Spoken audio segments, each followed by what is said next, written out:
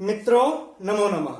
हम लोग लघु सिद्धांत कौमुदी का जो क्रमशः अध्ययन कर रहे हैं उसमें आज ये व्यंजन संधि की अंतिम वीडियो है। इस अंतिम वीडियो में हम लोग इसके बाद व्यंजन संधि समाप्त है, तो आज हम लोग 6 सूत्र को देखेंगे। 6 सूत्र का परिभाषा जानते हैं। ऐसे तो यह परिभाषा देगा नहीं, हम लोग क्या करेंगे, पहले अनुवृत्ति ले लेंगे। अनुवृत्ति लेंगे हरस्वस्य पिति किति तुक से हरस्वस्य और तुक की अनुवृत्ति ले लेंगे। इसके बाद हमारा 6 और च इसमें है ही, हम 6 ले लेंगे च। फिर है संहितायाम, यह तो हमारा अधिकृत है ही है। ठीक, अब हम लोग इसमें विभक्ति देख लेते हैं। हरस्वस्य षष्ठी एक वचन, तो प्रथमा एक वचन, 6 सप्तमी एक वचन, च हमारा अव्यय है। संहितायाम सप्तमी एक वचन। अब इसका अर्थ निकाल लेते हैं। संहितायाम सप्तमी है तो संहिता के विषय में, ठीक, क्या हरस्वस्य, हरस्व के अवयव को तुक आगम हो। 6 सप्तमी है तो छकार के परे रहते। ठीक, तो करें संहिता के विषय में हरस्व के अवयव को तुक आगम हो, छकार के परे रहते। आगे बातें समझ में, ऐसे नहीं समझ में आई हो तो ऐसे समझिए। हरस्व हो, हरस्व के पहले क्या हो, छ, तो इस हरस्व के अवयव को तुक आगम हो जाएगा। ठीक, क्योंकि छकार परे है। अब आइए इसके उदाहरण को देख लेते हैं हम लोग। उदाहरण इसका हमें जो मिलता है वह है शिवत छाया। शिवत छाया, शिवत छाया में इसका पहले हम लोग विच्छेद कर लेते हैं। शिव धन छाया। ठीक, अब देखिए यहां पर व के परे क्या है, अ है। इस व के परे हरस्व आकार है, इस आकार के परे हमें छकार प्राप्त हो जाता है।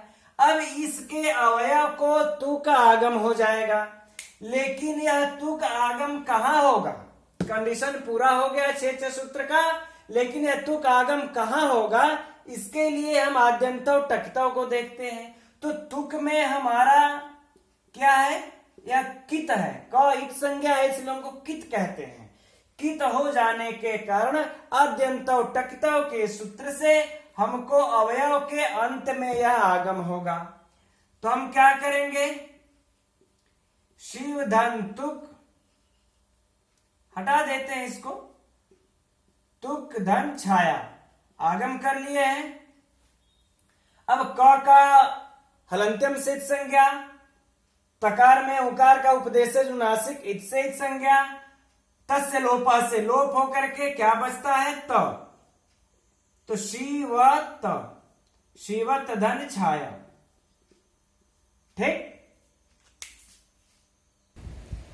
अब हम देखेंगे कि यहां पर हमें कौन सा सूत्र प्राप्त हो रहा है, कौन सी संधि प्राप्त हो रही है।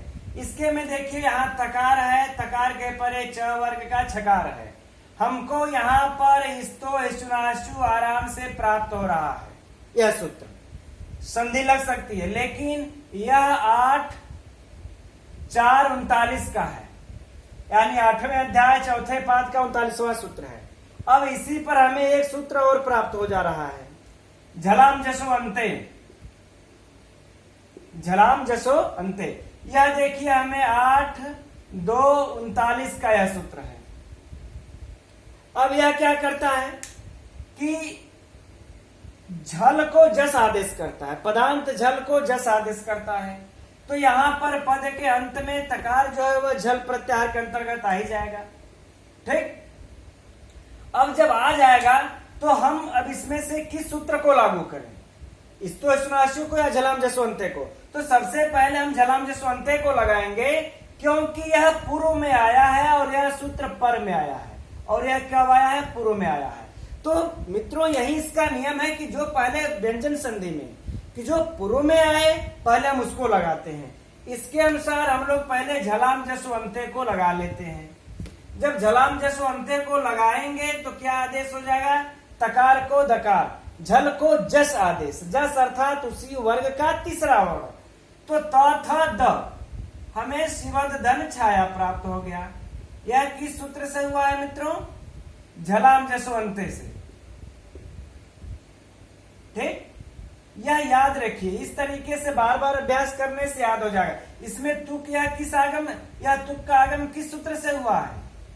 छेच, यही सूत्र आगम कर रहा है इसमें। ठीक, अब इसमें हम लोग देखेंगे यह सूत्र प्राप्त हो गया। अब यहाँ पर देखेंगे कि कौन सा सूत्र काम कर रहा है, तब हम यहाँ पर आराम से स्तो शुनाशु को लगा सकते हैं। तो स्तो शुनाशु को लगाएंगे तो इस त था द है, तो च वर्ग का उसी का तीसरा अक्षर यह है, तो तीसरा अक्षर वह भी हो जाएगा। अर्थात हमें प्राप्त होगा शिव त थ द है, तो च छ ज, शिवज धन छाया। यह किस सूत्र से हुआ है मित्रों? इस्तो शुनाशु से। ठीक है, अब हम यह देखेंगे अब यहाँ पर अब कौन सा सूत्र प्राप्त हो रहा है, तो खरीच। अब कौन सा प्राप्त हुआ हमें? खरीच। तो खरीच क्या कहता है? तो कहता है झल के बाद, यहां झल हो, याद रखिएगा झल हो, झल के बाद खर हो, तो इस झल को चर आदेश कर देता है। कौन? हमारा खरीच। तो हम इसको चर आदेश करके, जब चर आदेश करेंगे तो उसी का पहला अक्षर सी व च, छ ज पहला अक्षर, शिवच धन छाया। यह किससे हुआ मित्रों? खरी च, इस सूत्र से हो गया। अब हम इसको आराम से मिला देंगे, क्या हो जाएगा? शिवच छाया। मित्रों इस तरह से हल करने से क्या होगा कि हमें बार बार सूत्रों को दोहराने से, पुनरावृत्ति करने से याद हो जाता है। तो ये बन गया हमारा शिवच छाया। अब आगे के सूत्र को देखते हैं। इसी में अगला सूत्र इसमें है मित्रों पदांताद्वा। यह सूत्र क्या कहता है? यह कहता है सेम कंडीशन रहेगा, लेकिन यह कहता है यदि दीर्घ हो, क्या हो ऐसे समझ लीजिए कि पदांत हो और दीर्घ हो, पदांत दीर्घ हो, तब इस पदांत दीर्घ के परे यदि छकार हो तो जो तुक का आगम होगा यह विकल्प से होगा। बातें समझ में आ गई? पदांत दीर्घ हो, दीर्घ के परे छकार हो, तो तुक का आगम विकल्प से होगा, अर्थात एक बार होगा और एक बार नहीं होगा। इसका उदाहरण देख लेते हैं। इसका उदाहरण जब विकल्प से कोई भी सूत्र करता है तो उसके दो उदाहरण हमें बन जाते हैं।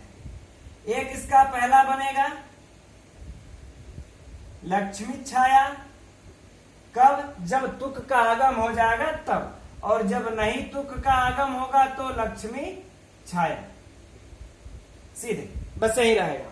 अब आइए पहले हम लोग इसका सेम उसी तरह से उसी प्रक्रिया में इसकी भी सिद्धि कर लेते हैं। लक्ष्मी धन छाया मैं करते जा रहा हूं, देखते जाइएगा। अब यहाँ पर लक्ष्मी पद है, दीर्घ इकार है, इसके परे छकार है, तो यहाँ पर अब लक्ष्मी के परे तुक का आगम हो जाएगा। यह तुक का आगम किस सूत्र से होगा? तो यह तुक का आगम पदांताद्वा से होगा। ठीक है मित्रों, अब तुक में सेम उसी तरह क में क का एक संज्ञा लोप, उकार का एक संज्ञा लोप, क्या बचा? तो लक्ष्मी धन छाया। अब फिर से हमारी यही कंडीशन यहाँ पर उपस्थित होगी। सबसे पहले हम जसत्व करेंगे, अर्थात झलाम जसो अंते सूत्र के द्वारा तकार को दकार कर देंगे, लक्ष्मी धन छाया। ठीक है,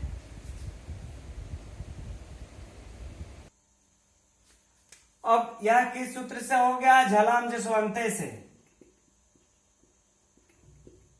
ठीक है मित्रों, अब क्या करेंगे? अब इस्तो शनाशु लगा देंगे हम, तो द को क्या हो जाएगा? जकार, लक्ष्मी धन छाया। यह किस सूत्र से हुआ? इस्तो शनाशु से होगा। अब इसके उपरांत क्या करेंगे हम? अब चर तो हम करेंगे, अर्थात खरीच लगाएंगे। खरीच लगा देंगे तो क्या हो जाएगा? लक्ष्मी च धन छाया। यह किस सूत्र से हुआ मित्रों? खरीच। अब हम मिला देंगे, बन गया लक्ष्मी छाया। ठीक है मित्रों, सिद्धि का यही प्रक्रिया है मित्रों, सिद्धियां इसी प्रकार से की जाती हैं। अब हमारा यह एक रूप कंप्लीट हो गया। अब जब यह तुक का आगम यह विकल्प से कर रहा है, जब यह तुक का आगम नहीं होगा तो लक्ष्मी छाया, ऐसा रूप हमारा यह बन जाएगा। इस प्रकार से यह हम लोगों का यह रूप सिद्ध हुआ। तो मित्रों, इस प्रकार से हम लोग लघु सिद्धांत कौमुदी का क्रमशः स्वर संधि और यह व्यंजन संधि भी पढ़ लिए। अब आगे कल की वीडियो में हम लोग विसर्ग संधि का अध्ययन करेंगे। तब तक के लिए मित्रों, नमो नमः।